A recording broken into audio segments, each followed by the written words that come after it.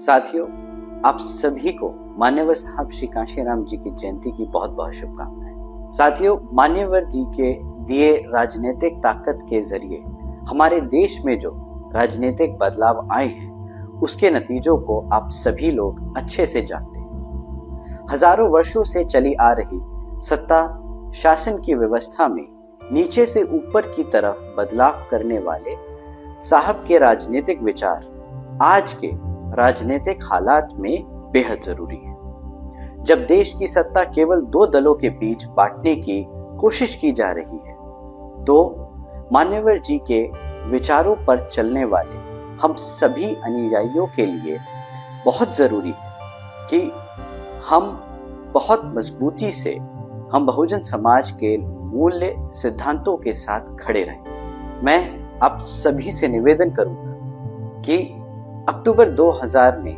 नागपुर में मान्यवर जी ने अपने कैडर में जो भाषण दिया था, उसे जरूर सुने और उसे अन्य साथियों को भेजें और सुनने को कहें। साहब ने अपने भाषण में बहुत साफ साफ कहा है कि वो कांग्रेस और भारतीय जनता पार्टी जैसे दलों के पीछे पीछे चलकर दलित, शोषित, वंचित समाज के लिए राजनीतिक सत्ता पाना नहीं चाहते हैं, बल्कि वो इस ऊपर से नीचे चलने वाली सामाजिक व्यवस्थाओं को बदलने वाले हैं। और साथियों, साहब ने बदल दिखाया।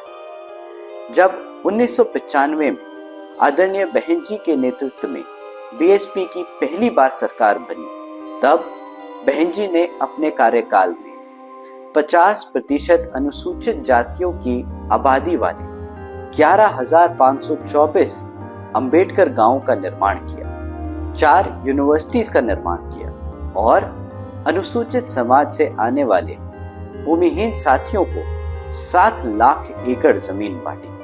बीजेपी का इस्तेमाल कर 6 महीने में सत्ता चलाने के बाद हमने गठबंधन तोड़ दिया। तब मान्यवर जी ने गठबंधन को लेकर जो राजनीतिक विचार दिए थे, उसे हमें आज याद रखना चाहिए।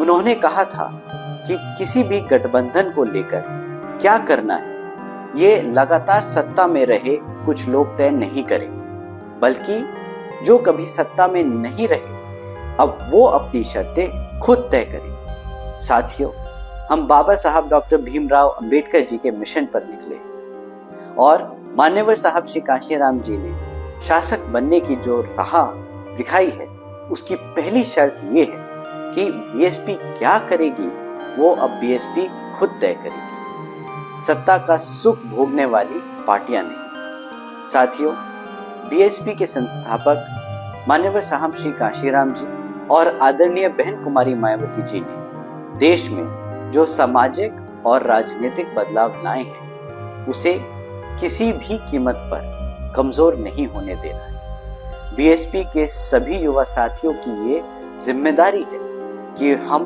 पूरी ताकत से इस विचार को और मजबूत करें। मान्यवर साहब के इस भाषण को सुने और संकल्प लें कि राजनीतिक हालातों से घबराकर सत्ता पाने की अपनी शर्तों से समझौता नहीं करेंगे। जय भीम, जय भारत, जय मान्यवर साहब कांशीराम जी।